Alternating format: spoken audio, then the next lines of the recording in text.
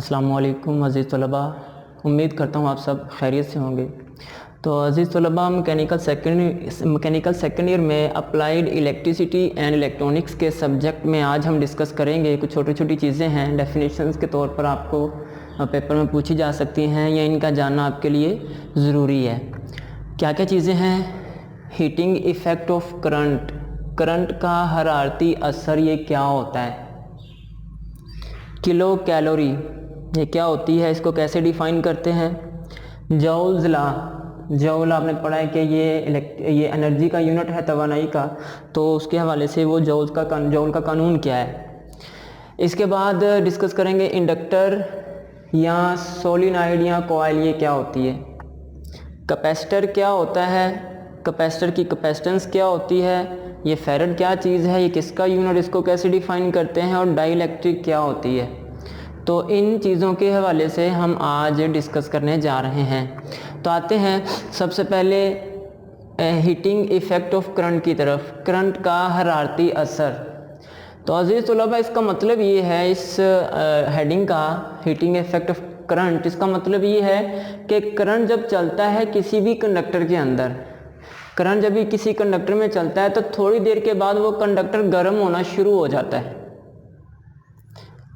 Current जब किसी conductor में चलता है तो कुछ देर के बाद वो कंडक्टर गर्म होना शुरू हो जाता है। वो कंडक्टर गर्म क्यों होता है? करंट के चलने की वजह से।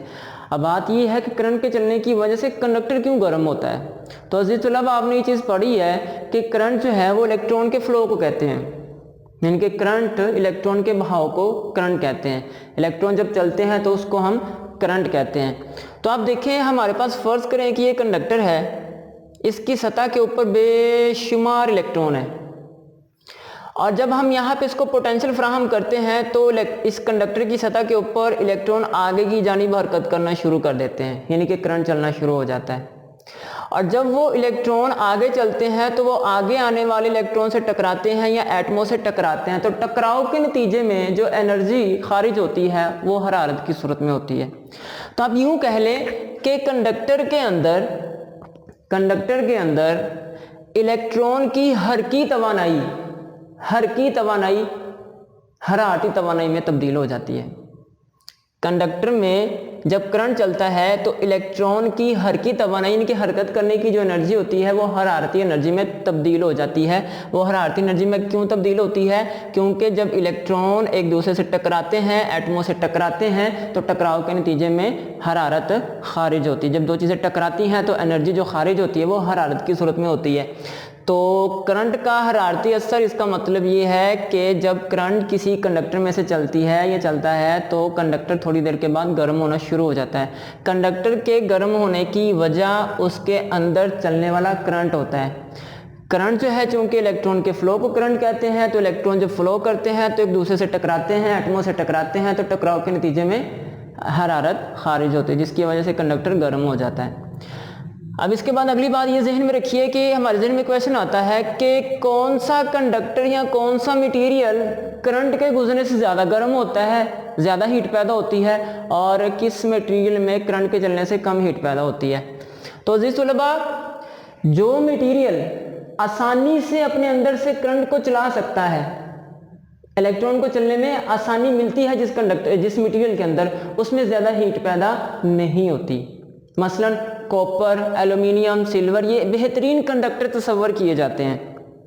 तो कंडक्टर मटेरियल जो होते हैं, कंडक्टिंग मटेरियल जो होते हैं, यानी कि वो मटेरियल जो अपने अंदर से करंट को आसानी से चला सकते हैं, वो करंट के रास्ते में ज़्यादा रुकावट पेश नहीं करते, वो ज़्यादा गर्म नहीं होते।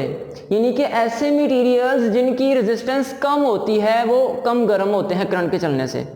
और लेकिन वो मटेरियल्स जिनकी रेजिस्टेंस ज़्यादा होती है, जो करंट के रास्ते में ज़्यादा मुज़ाहमत पेश करते हैं, वो मटेरियल्स करंट के चलने से ज़्यादा हीटअप हो जाते हैं, ज़्यादा गर्म हो जाते हैं। तो किसी भी मटेरियल के गर्म होने की शरह का इन्हसार इस चीज़ पे होता है कि वो मटेरियल की अपनी करंट के रास्ते में रेजिस्टेंस क्या है। अगर मटेरियल अपने अंदर से आसानी से करंट चला सकता है तो वो कम गर्म होगा, ज़्यादा हीटअप नहीं होगा। लेकिन अगर कोई मटेरियल करंट गुजारने की सलाहियत कम रखता है, यानी कि उसकी रेजिस्टेंस ज़्यादा है, करंट आसानी से नहीं गुजर सकता, वो मटेरियल ज़्यादा हीटअप होगा। मसलन कॉपर, एल्यूमिनियम, सिल्वर ये अच्छे कंडक्टर्स हैं तो इनमें ज़्यादा हीट पैदा नहीं होगी। इसके मुकाबले में इंसुलेटिंग मटेरियल्स हैं नाइक्रोम, टंगस्टन वगैरह, उनकी रेजिस्टेंस ज़्यादा होती है तो उनमें जब करंट चलता है तो वो ज़्यादा हीटअप हो जाते हैं। तो ये है करंट का हरारती असर। करंट के चलने से कंडक्टर गर्म हो जाता है। करंट के चलने से क्यों गर्म होता है? क्योंकि करंट इलेक्ट्रॉन के फ्लो को कहते हैं और इलेक्ट्रॉन के फ्लो, जब इलेक्ट्रॉन का फ्लो होता है तो एक दूसरे से टकराते हैं इलेक्ट्रॉन, जिसकी वजह से हीट पैदा होती है। दूसरे नंबर पे हमारे पास है किलो कैलोरी। किलो कैलोरी ये एसआई सिस्टम, जो इकाइयों का बैनुल-अक़वामी निज़ाम है, इकाइयों का बैनुल-अक़वामी निज़ाम है, सिस्टम इंटरनेशनल एसआई सिस्टम, उसमें हीट का जो यूनिट है वो किलो कैलोरी है। यानी कि हरारत को पैमाइश करने का जो यूनिट है वो किलो कैलोरी है। अब एक किलो कैलोरी को कैसे डिफाइन करते हैं?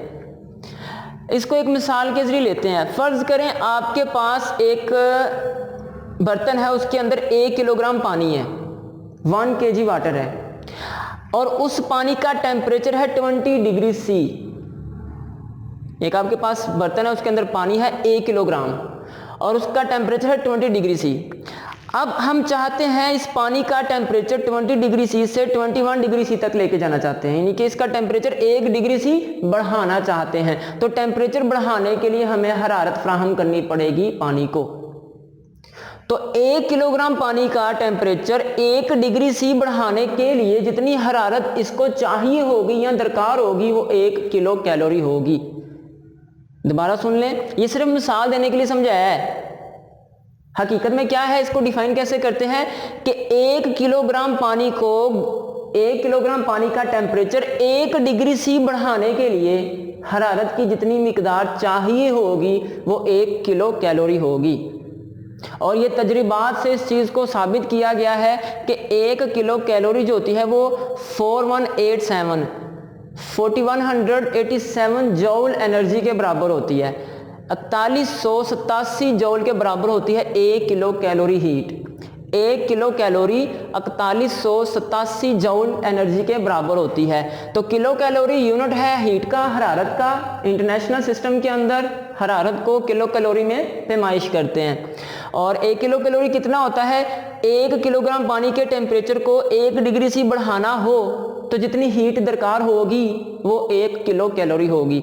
1 किलो कैलोरी जो है वो 4187 जौल एनर्जी के बराबर होती है।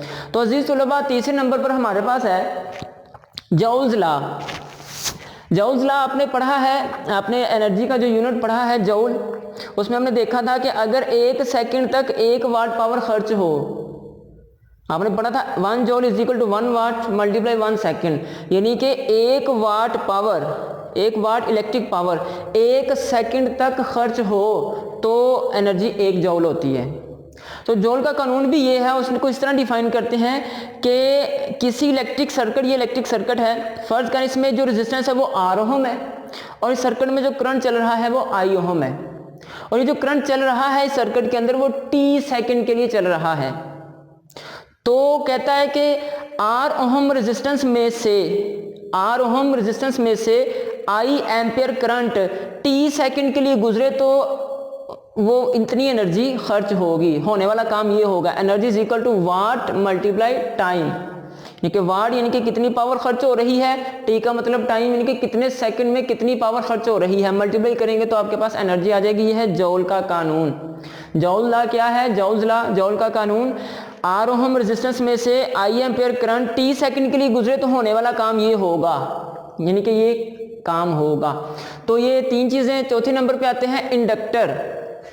इंडक्टर, इसको कॉइल भी कहते हैं, इसको सोलिनॉइड भी कहते हैं, सोलिनॉइड। अब ये इंडक्टर क्या होता है? ये एक इलेक्ट्रिक कंपोनेंट होता है जो कि कंडक्टर की एक या एक से ज्यादा टर्न्स यानी कि चक्रों पर मुश्तमिल होता है।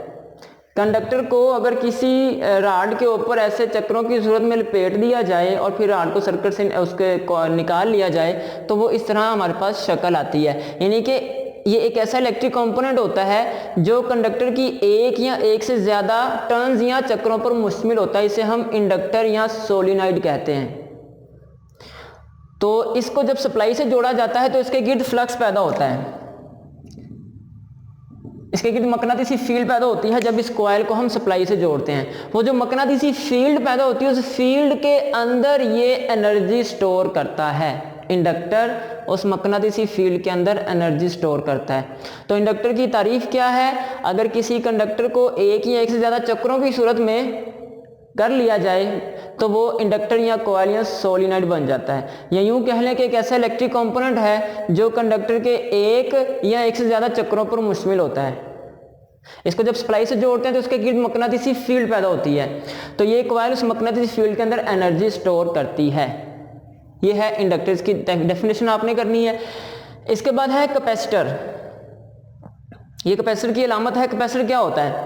कहता है कि अगर हमारे पास एक धातु की दो प्लेट्स हैं, मतलब कि कॉपर की है, सिल्वर की है, एल्युमिनियम की है, दो प्लेट्स हैं, उन दो प्लेट्स के दरमियान कोई भी डाई इलेक्ट्रिक मटेरियल कौन से होते हैं? ऐसे मटेरियल जो करंट को नहीं चला सकते, मसलन mica, paper, plastic, mica, paper के कागज़, प्लास्टिक।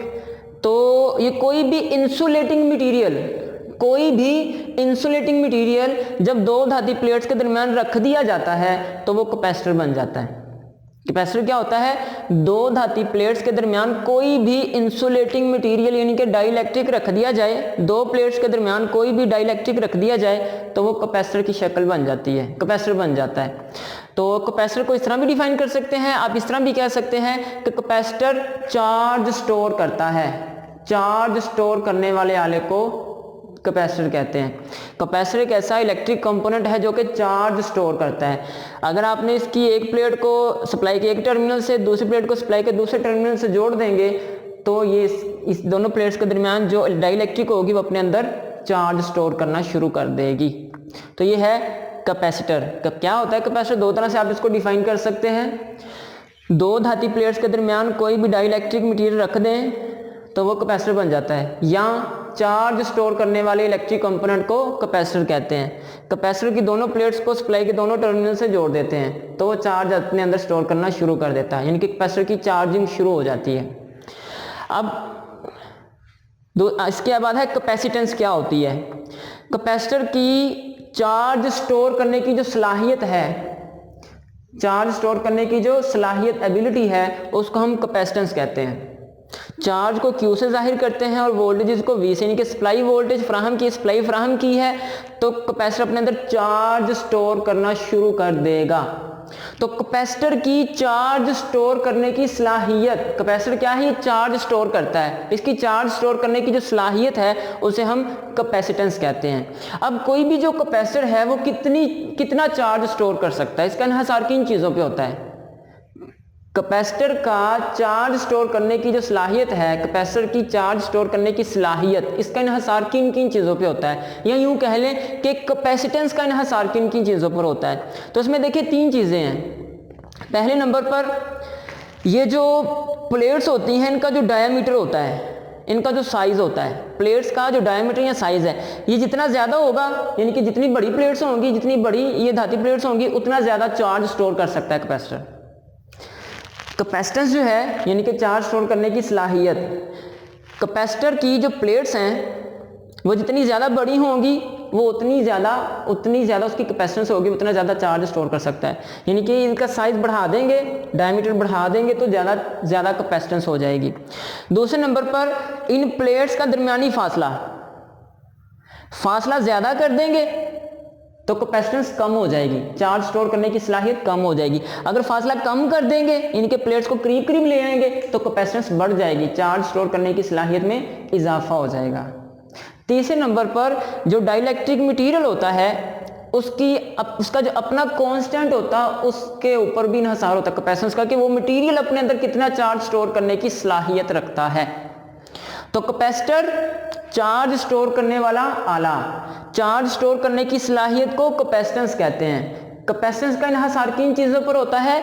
ये जो धातु प्लेट्स होती हैं इनके डायमीटर पर, इनके साइज पर। साइज ज़्यादा है तो कैपेसिटेंस ज़्यादा हो जाएगी, साइज कम है तो कैपेसिटेंस कम हो जाएगी। दूसरे नंबर पर प्लेट्स का दरमियानी फासला ज़्यादा होगा, कैपेसिटेंस कम हो जाएगी, दरमियानी फासला कम होगा, कैपेसिटेंस में इजाफा हो जाएगा। और तीसरे नंबर पर डाई इलेक्ट्रिक जो मटेरियल है उसके कांस्टेंट पर भी इन्हिसार होता है कैपेसिटेंस का। तो अजीज तलबा ये कैपेसिटर के हवाले से हमने डिस्कस किया है। अब ये जो कैपेसिटर की चार्ज स्टोर करने की सलाहियत है कैपेसिटेंस, कैपेसिटेंस को कैसे मेजर करते हैं, किस यूनिट में मेजर करते हैं, तो वो है फैरड। फैरड में मेजर किया जाता है कैपेसिटेंस को। कैपेसिटेंस क्या है? चार्ज स्टोर करने की सलाहियत। कैपेसिटर की चार्ज स्टोर करने की सलाहियत कैपेसिटेंस है। कैपेसिटेंस का यूनिट है फैरड। अब एक फैरड कितने के बराबर होता है? कहता है 1 वोल्ट पोटेंशियल डिफरेंस पैदा करने के लिए 1 कूलम चार्ज। अब देखिए अजीज तलबा, जब हम कैपेसिटर को सप्लाई से जोड़ेंगे तो ये एक दोनों प्लेट जो है, एक प्लेट से चार्ज दूसरी प्लेट पे मुंतकिल हो जाता है। एक प्लेट को फर्ज करें आपने जोड़ा सप्लाई के पॉजिटिव टर्मिनल से, एक को नेगेटिव टर्मिनल से, तो इस प्लेट पे जो इलेक्ट्रॉन्स होंगे, जो चार्ज होगा वो दूसरी प्लेट पे जाना शुरू हो जाएगा, यानी कि कैपेसिटर चार्ज होना शुरू हो जाएगा। तो जब यहाँ से इलेक्ट्रॉन जो है वो मूव करके दूसरी प्लेट पे जाएंगे तो पोटेंशियल डिफरेंस पैदा हो जाएगा, यानी कि पोटेंशियल का फर्क पैदा हो जाएगा। इस प्लेट पे पॉजिटिव चार्ज आ जाएगा, पॉजिटिव पोटेंशियल, इस पे नेगेटिव पोटेंशियल आ जाएगा, और इसी पोटेंशियल डिफरेंस की वजह से कैपेसिटर अपने अंदर एनर्जी स्टोर करता है, चार्ज स्टोर करता है। दोबारा देखें, अगर हम कैपेसिटर की एक प्लेट को सप्लाई के मुस्बत से, एक को सप्लाई के मनफी से जोड़ देते हैं तो इस प्लेट से इलेक्ट्रॉन जो है वो मूव करके दूसरी प्लेट पे चले जाते हैं, तो यहाँ पर पॉजिटिव पोटेंशियल आ जाता है, मुस्बत पोटेंशियल, यहाँ पर मनफी पोटेंशियल आ जाता है। एक फैरड कब होगा? अगर 1 वोल्ट पोटेंशियल डिफरेंस दोनों प्लेट्स के दरमियान 1 वोल्ट का पोटेंशियल डिफरेंस पैदा करने के लिए 1 कूलम चार्ज चाहिए हो, यानी कि 1 कूलम चार्ज अगर एक प्लेट से दूसरी प्लेट पे जाए, 1 कूलम चार्ज एक प्लेट से दूसरी प्लेट पे जाए और दोनों प्लेट्स के दरमियान 1 वोल्ट पोटेंशियल डिफरेंस पैदा हो जाए तो वो 1 फैरड होगा, उसकी कैपेसिटेंस 1 फैरड होगी। 1 वोल्ट पोटेंशियल डिफरेंस पैदा करने के लिए 1 कूलम चार्ज चाहिए होता है, तब उसकी कैपेसिटेंस 1 फैरड होगी। दोबारा सुन लें, कैपेसिटर की दोनों प्लेट्स के दरमियान अगर आप 1 वोल्ट पोटेंशियल डिफरेंस पैदा करना चाहते हैं और वो 1 वोल्ट पोटेंशियल डिफरेंस पैदा करने के लिए आपको 1 कूलम चार्ज चाहिए, तो उसकी कैपेसिटेंस 1 फैरड होगी।